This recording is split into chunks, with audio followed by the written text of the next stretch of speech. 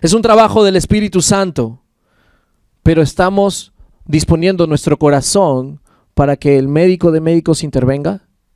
O sea, estás yendo a tu devocional, estás buscando en oración y adoración al Señor, tienes tus tiempos con Dios únicos. ¿Cuándo fue el último momento que sentiste o reconociste la presencia de Dios en tu cuarto? ¿Cuándo ha sido la última vez que te has arrodillado y has dejado una marca de lágrimas en tu habitación? Bienvenidos a Vida por Vida. Te invitamos a escuchar este mensaje con nosotros. Hoy día quiero hablarte de Primera de Tesalonicenses, de cómo es vivir en pureza. Primera de Tesalonicenses capítulo 4, el versículo 1, la Biblia dice: por lo demás, hermanos, les pedimos encarecidamente en el nombre del Señor Jesús que sigan progresando en el modo de vivir que le agrada a Dios, tal como lo aprendieron de nosotros. De hecho, ya lo están practicando. Ustedes saben cuáles son las instrucciones que dimos de parte del Señor Jesús. La voluntad de Dios es que sean santificados, que se aparten de la inmoralidad sexual, que cada uno aprenda a controlar su propio cuerpo de una manera santa y honrosa, sin dejarse llevar por los malos deseos como hacen los paganos que no conocen a Dios, y que nadie perjudique a su hermano ni se aproveche de él en este asunto. El Señor castiga todo esto, como ya hemos dicho y advertido. Dios no nos llamó a la impureza, sino a la santidad. Por tanto, el que rechaza estas instrucciones no rechaza a un hombre, sino a Dios, quien da a ustedes su Espíritu Santo. Padre, te damos gracias, Señor, por tu palabra, y oramos, Señor, para que abras nuestro entendimiento, Señor. Estamos dispuestos, Señor, a escuchar, aprender y a ser transformados por tu Espíritu. En el nombre de Jesús. Amén. Y amén. Pongamos un poquito en contexto de este texto de Primera Tesalonicenses. Pablo había salido, si mal no recuerdo, de Filipos, pero había salido como que con insultos, con golpes, ¿verdad? Y todo esto, y dice que habrían cobrado ánimo en el Señor y habían entrado a la siguiente ciudad que se llamaba Tesalónica y comenzaron a predicar el Evangelio, y Dios fue tan maravilloso que en un mes... Yo he estudiado en un mes, pero mientras estaba haciendo la enseñanza de hoy día, escuché a un predicador que decía que después de 2 semanas solamente de estar en Tesalónica, Pablo tuvo que huir ante la persecución. Y así que dejó encargado la iglesia de Tesalónica al Espíritu Santo. Bien haya sido 2 semanas o haya sido un mes, los que trabajamos en el ministerio sabemos que un mes es muy cortito para establecer una obra, ¿correcto? Pero ¿cuántos sabemos también que el Espíritu Santo puede hacer grandes cosas? ¿Amén? Que no hay nada imposible para el Señor. Así que eso fue lo que pasó, y ante la persecución Pablo sale huyendo, pero los tesalonicenses habían permanecido fieles al Señor a pesar de las persecuciones. Ya estaba habiendo, y se los estaba diciendo la semana pasada, si mal no recuerdo, pero estaba habiendo ya persecuciones de tal manera que mataron al hermano del Señor Jesús, Santiago, habían matado a Pablo ya, y estaban próximos a morir también Pedro. Estamos en estas circunstancias difíciles, la iglesia está pasando persecución, y Pablo manda a Timoteo para saber qué pasó, porque habían predicado y solo un mes habían estado allí. Así que, ¿qué habrá pasado con la iglesia? ¿Se habrán permanecido fieles? ¿Habrán seguido al Señor hasta el día de hoy? Porque no había un líder de la iglesia, digamos, ¿no? Reconocido. Solo habían pasado predicando el evangelio. Ahora, ¿qué pasó? Timoteo llega a Tesalónica y encuentra una iglesia amante del Señor, que esperaba la segunda venida del Señor. Correcto. Algunos habían dejado de trabajar porque era inminente el segundo regreso del Señor. Estaban teniendo algunos detalles, ¿verdad? Porque estaban tan apasionados que dijeron, no, hay que predicarle a todo el mundo. Y salieron muchos huyendo de Tesalónica a predicar a Macedonia, a Acaya, a diferentes lugares alrededor. Se habían vuelto recontra apasionados por el Señor. Y cuando Timoteo regresa a darle las noticias a Pablo, Pablo se súper emociona y escribe esta carta para animarlos a continuar siguiendo al Señor. Amén. Y enseñarles cómo era una una vida que agrada al Señor. Así que estamos en ese contexto. Pablo va a escribir esta carta para animarlos. ¿Y cómo podemos entonces vivir esa vida que el Señor quiere, que le agrada, esa vida en pureza? Y vemos que el primer punto que yo he puesto aquí es progresando siempre. Porque dice, les pedimos encarecidamente en el nombre del Señor Jesús que sigan progresando. Primero quiero notar algo. Esta palabra que dice, les pedimos encarecidamente, otras versiones dicen, les rogamos en el nombre de Jesús. Y quiero notar algo, que cuando nosotros nos dirigimos a las personas que estamos liderando, tenemos que llegar al corazón de esas personas. No ponernos en la posición, entre comillas, vuelvo a repetir, de autoridad, de decir, ay, tienes que obedecerme. Esta es una orden. Nosotros debemos de llegar al corazón. Pablo está hablando palabras no imperativas. No le dice, les ordeno que sigan progresando, sino les dice, les ruego que sigan progresando. Y hay que notar la forma como Pablo les habla con humildad. No usa su posición de apóstol para ordenarles, aunque podría. Y en varios textos de la palabra lo dice así. Así que él prioriza la relación. Repite conmigo, relación. No sé si a los papás les ha pasado pedirles, por favor, hijo, pórtate bien. ¿Les ha pasado o no? ¿Cuántos han usado las palabras poderosas de por favor, pórtate bien?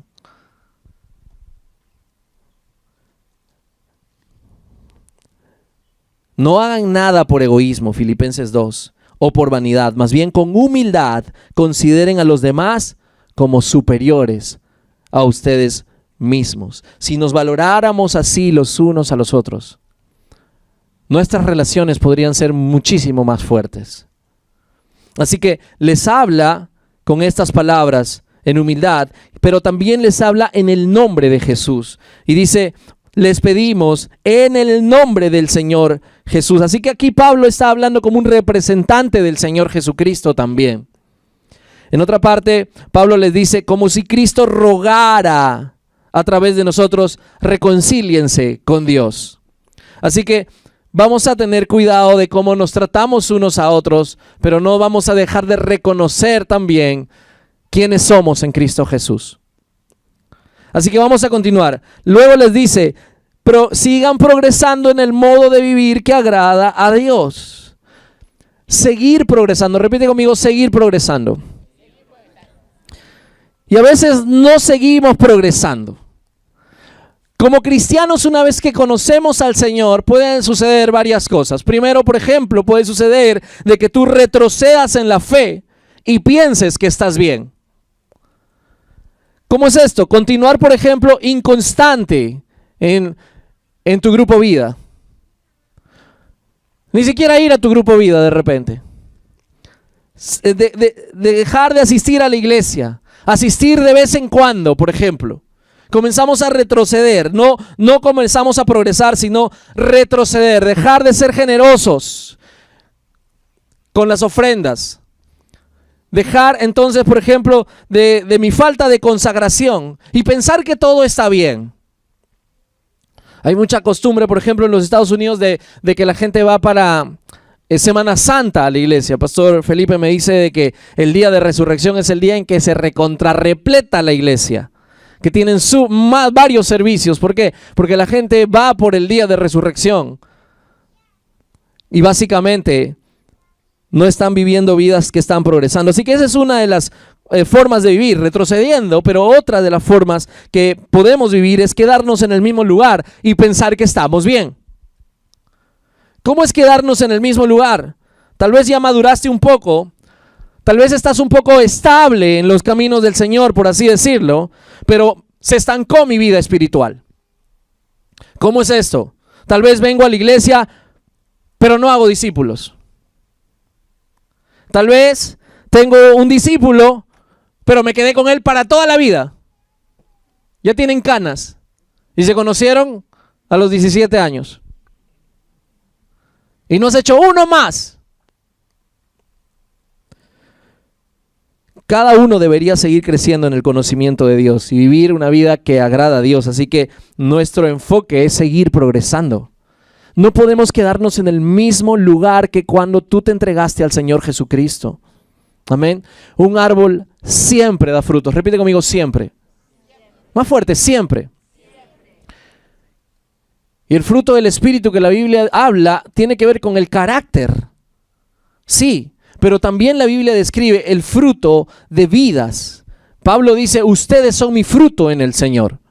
Así que cuando tú sacas el fruto de un árbol, después de otro tiempo, en su temporada nuevamente, ¿va a volver a salir fruto o no? Claro que va a volver a salir fruto. Eso es lo que el Señor espera de cada uno de sus hijos. No podemos quedarnos en el mismo lugar, sino continuar progresando. Y espero que el Señor te esté hablando. Dile al que está a tu lado, el Señor te está hablando, sigue progresando. ¿Y cómo puedo seguir progresando? Dice acá, Pablo menciona, crezcan en el modo de vivir que le agrada a Dios, como lo aprendieron de nosotros. Y aquí me encanta, porque aquí habla de discipulado. Amén.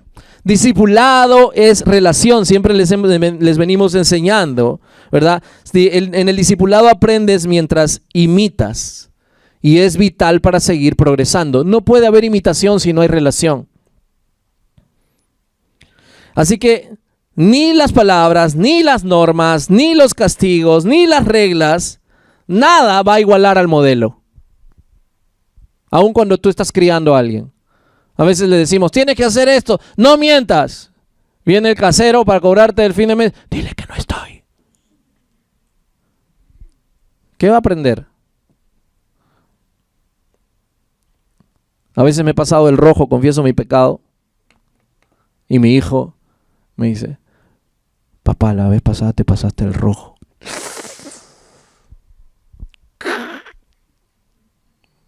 Hasta el mango quiere entrar acá. Ya, hijito, eso no va a volver a pasar.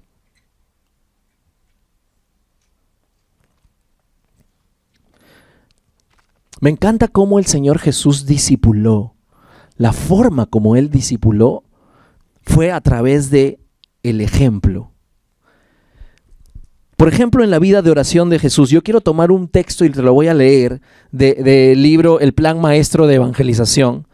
La vida de oración de Jesús seguramente no fue casualidad que Jesús dejara que sus discípulos a menudo lo vieran conversando con el Padre.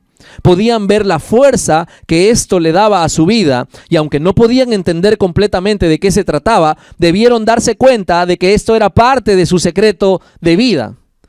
Tenga en cuenta que Jesús no les impuso la lección de oración, sino que simplemente siguió orando hasta que finalmente los discípulos tuvieron tanta hambre que le pidieron que les enseñara a orar. Me encanta cómo enseñó a orar. Otra de las cosas que les enseñó Jesús a los discípulos fue la importancia de la palabra de Dios. ¿Cómo es que Jesús les enseñó la importancia de la palabra de Dios? A menudo se esforzaba especialmente en inculcar a sus seguidores el significado de algún pasaje de la Biblia y nunca dejaba de utilizar las escrituras en sus conversaciones con ellos. ¿Cómo son tus conversaciones? ¿Estás usando textos de la palabra de Dios? En total, hay al menos 66 referencias al Antiguo Testamento en los diálogos de Jesús con los discípulos en los 4 evangelios, por no hablar de más de 90 alusiones a él en sus conversaciones con otros. Todo esto sirvió para mostrar a los discípulos cómo ellos debían conocer y utilizar las escrituras en su propia vida. Los principios de la exhortación bíblica se practicaron ante ellos con tanta frecuencia que no pudieron evitar captar al menos algunas de las reglas de interpretación y aplicación básica de las escrituras. Eso es poderoso. Me estoy metiendo en un seminario para aprender esto. Y Él les enseñó hablando. ¿Cómo es que nosotros podemos aprender a vivir esa vida que agrada al Señor? Además, la capacidad de Jesús para recordar con tanta libertad pasajes del Antiguo Testamento debe haber impresionado a los discípulos con la necesidad de aprender las escrituras de memoria y permitirles convertirse en la autoridad en sus pronunciamientos. Qué importante entonces es tener relación del discipulado Y de que la Biblia no sea simplemente tocada el día que te sientas con ellos una vez a la semana por 40 minutos. Me encantaba cuando a veces jugábamos partido y nos metíamos ahí, queríamos meternos patadones y dice, más vale dar que recibir. Y entre broma y broma, nosotros danzábamos las palabras, arrepiéntete, decían, ¿no?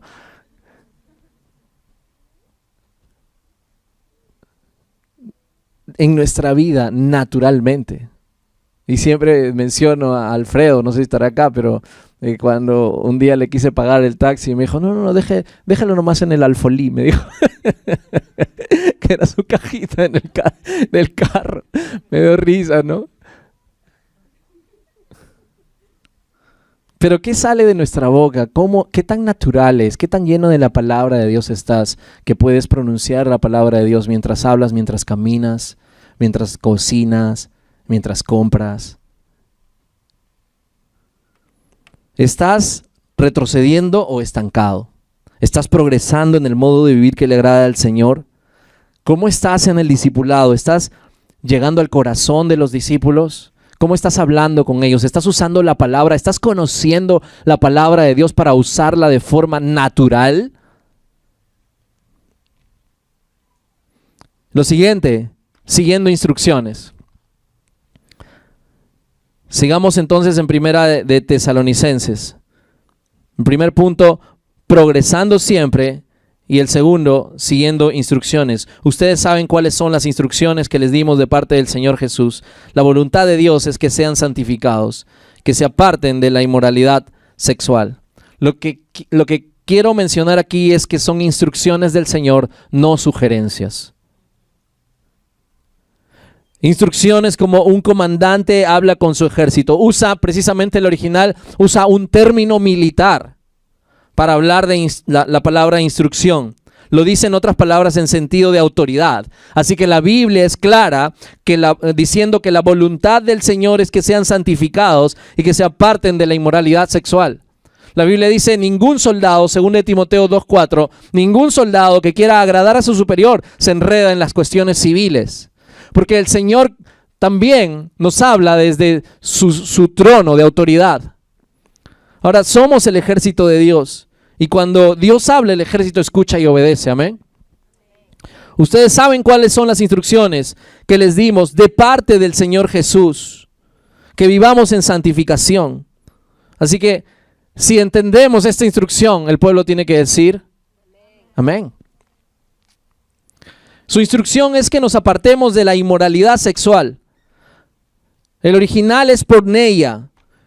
Es una palabra amplia que se refiere a cualquier relación sexual fuera de la alianza matrimonial. Cualquier conducta sexual fuera de la alianza matrimonial es pecado, dice la palabra de Dios. ¿Cómo me aparto de esta inmoralidad? Ahora, hemos venido hablando las semanas anteriores que la transformación de nuestro ser es por la obra del Espíritu Santo, amén.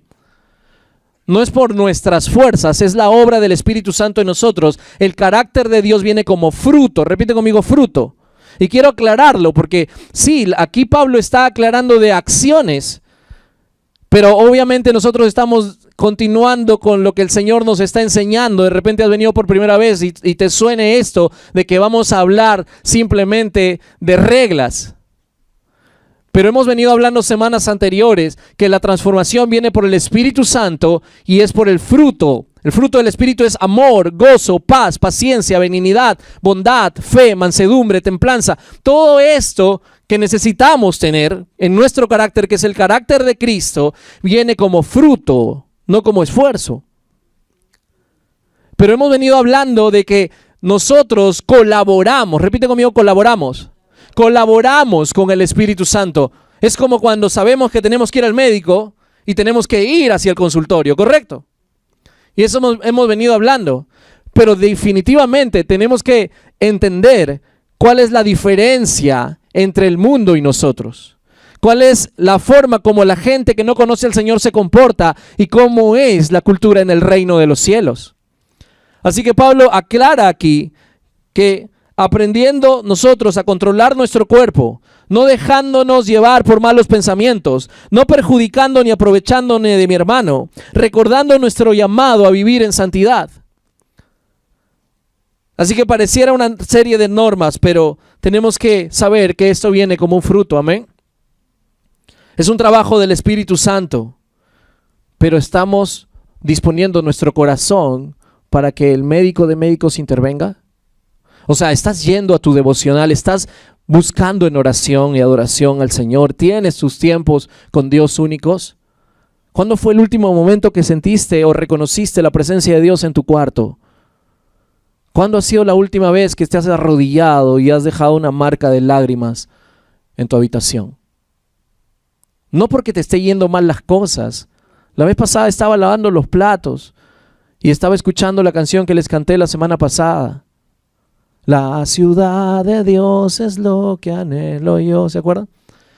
Y me fui a planchar y estaba planchando, no me acuerdo si el polo de mi hijo, y mientras estaba ahí planchando, comencé a llorar y mi hijo llega y me ve llorar. Y bueno, y se va, ¿no? Pero es que hay un momento en que mientras estaba llorando cierro mis ojos y levanto mis manos. Gracias a Dios no se quemó el polo. Y estaba allí en la presencia de Dios. Y después me voy, ¿no? Y en el carro, me subo al carro y pongo otra vez la ciudad de Dios. Y estaba yendo con Julio y dice, papá, no pongas esa canción porque es muy triste, te hace llorar. Y mi esposa le dice, no, hijito, no es que sea triste, sino que es la presencia de Dios. Cuando llega la presencia de Dios, nos toca el corazón y comenzamos a enseñarle, ya. Y todos cantamos en el carro. ¿Cuándo ha sido la última vez que la presencia de Dios ha tocado tu vida? Dios no nos llamó a la impureza, sino a la santidad. Amén. Debemos entonces disponer nuestro corazón para la transformación. Es una obra de colaboración. El Espíritu Santo lo hace. Nosotros disponemos nuestro corazón. Amén. Así que no es solo recordar nuestra identidad, también es recordar nuestro llamado. Somos llamados a vivir en santidad. Nosotros como reino de Dios no buscamos lo menos malo. No nos conformamos con lo que los demás hacen. Tenemos una conducta diferente de vivir. Amén. Entonces, en todos estos años he visto gente cíclica en los caminos del Señor. He visto muchas personas así que en un tiempo, ¡ay, qué bien! Estoy bien con Dios. ¡Push! Al otro lado está en el subsuelo. Pero también he visto gente en progreso. Cuando vemos a nuestros hermanos en Filipinas, me encanta, me anima. Yo quiero una transfusión, muchas veces siempre digo eso, de sangre ahí. Hacen nuevos discípulos, siempre. Están levantando nuevos líderes de Grupo Vida, siempre están levantando nuevos misioneros, cada año plantan nuevas congregaciones, mandan misioneros transculturales cada año. Es impresionante, impresionante. ¿Para ti las instrucciones de Jesús son solo consejos? ¿O es la orden del Rey? ¿Realmente Jesús es tu Señor en el área sexual?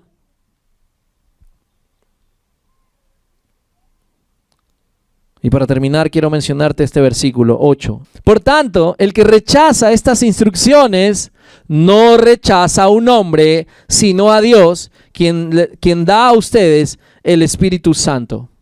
Me encanta porque Pablo no le está hablando así como a la iglesia de Corinto, una iglesia que estaba teniendo problemas. Gálatas, tenía que corregirlos fuertemente el Señor, hablarles de la inmoralidad sexual, del pecado. Pero a Tesalónica no era un tema de corrección.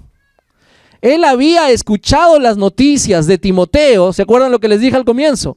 De que la iglesia era una iglesia vibrante, creciente, poderosa, exportaba misioneros, era espectacular la iglesia de Tesalónica. No estaba en esos problemas de pecado. Pero aún así, Pablo les está hablando acerca de guardarse del pecado. O sea, tal vez yo no tengo problemas con la inmoralidad sexual, pero hoy el Señor nos dice que seamos humildes, que no nos creamos infalibles. Amén. Pablo le está escribiendo a una iglesia que no está pecando, pero le está hablando de cuidar su corazón. Así que el pecado puede contaminar tu vida, tu familia, tu trabajo, tu iglesia. Todo lo que hagas puede estar contaminado. Pablo quiere prevenir el pecado, en otras palabras, que no desvíe a la iglesia, porque puede destruir a los que amas.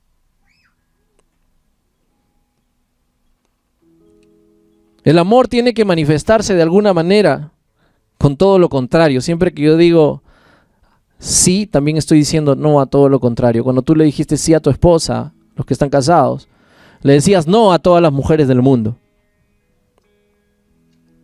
Si tú le dices sí a Cristo, le estás diciendo no al pecado.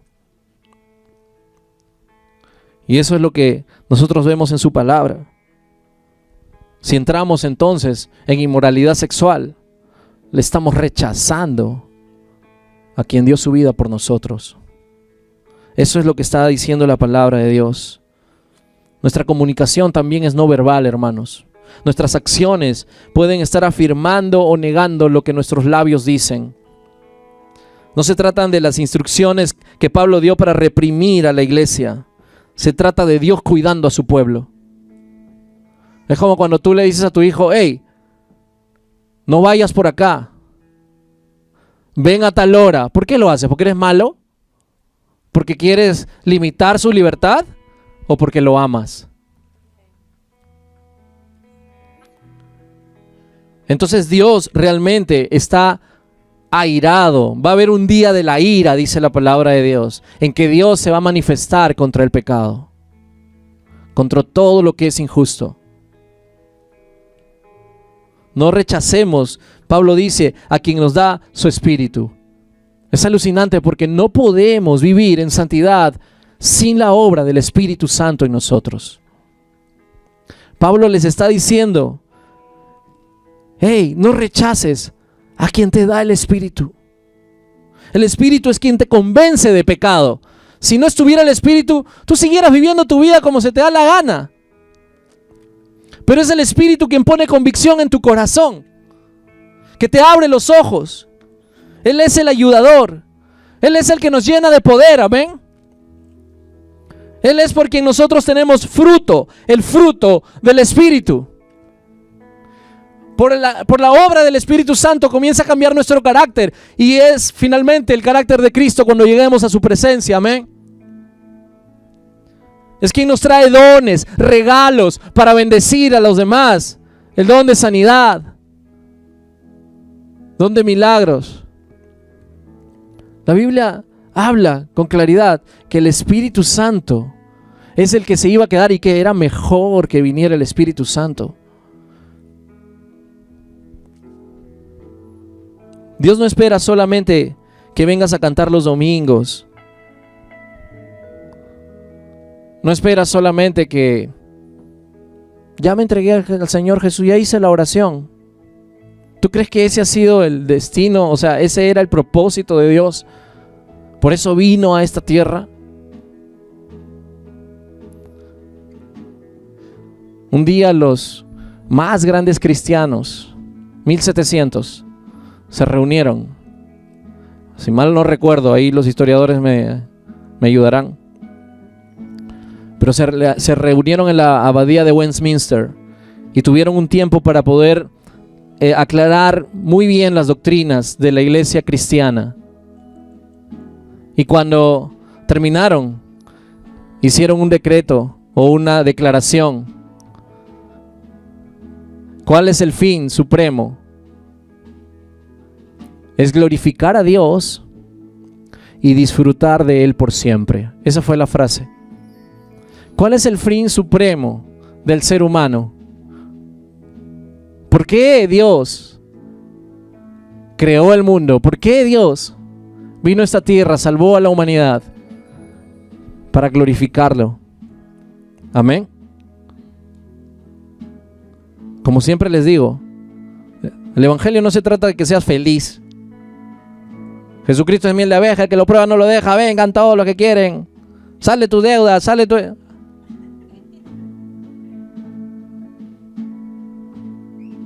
El fin es que sea glorificado el Señor. Amén.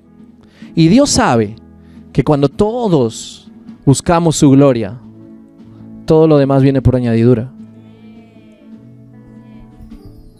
Disfrutarás de Él por siempre.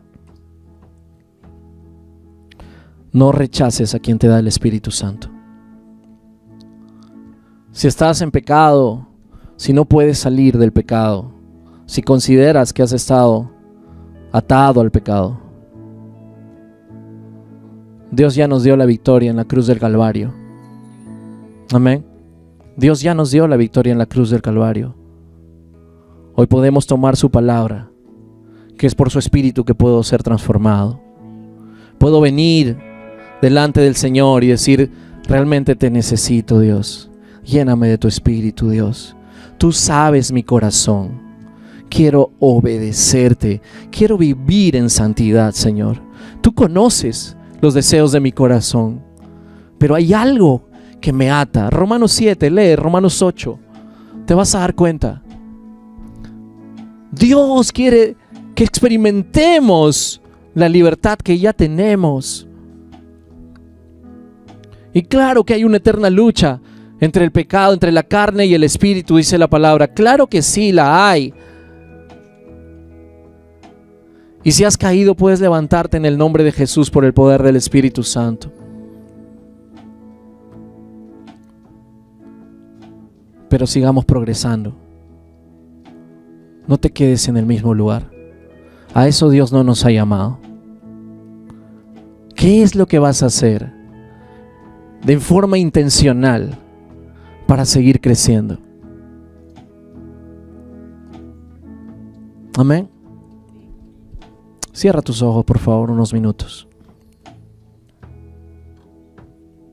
No sé en qué momento, en qué parte de la palabra hoy día compartida el Señor te ha hablado. Pero definitivamente no quiere que te quedes en el mismo lugar. Siempre, hasta que lleguemos a su presencia, nosotros podemos seguir progresando en la forma de vivir que le agrada al Señor.